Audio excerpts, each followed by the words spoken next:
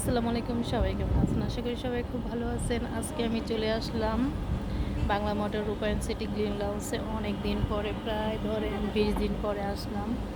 আলহামদুলিল্লাহ, সব কিছু মিলে খুব ভালো, মনটা আজকে খুবই ভালো। এতদিন তো খুব মন মানসিকতা ভালো ছিল, এখন সব ঠিক হয়ে গেছে আলহামদুলিল্লাহ। আজকে এখানে রাত 8টা 9টা পর্যন্ত বুফে খাওয়া দাওয়া করবো, তারপরে একবারে চলে যাবো। বাড়িতে গেছিলাম বড়শ্রী, নিজের বাড়িতে। ওইখানেও কিছুক্ষণ ছিলাম, লাঞ্চ করছি, আড্ডা দিছি, তারপর চলে আসলাম এখানে আর কি। ঝগড়াঝাটি মানুষের থাকবে, রাগ গোসা থাকবে, আবার এর মধ্যে সব ঠিক হয়ে যাবে, এটাই স্বাভাবিক।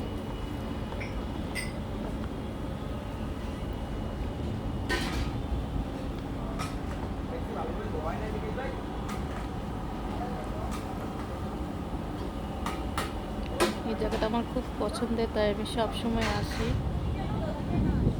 আজকে তো প্রিপারেশন ছিল না যে আমি এখানে আসবো হুটহাট করে। আজকে যাওয়ার প্রোগ্রাম ছিল বনানীতে, কিন্তু হঠাৎ করে ডিসিশন নিয়ে চলে আসলাম এখানে আর কি।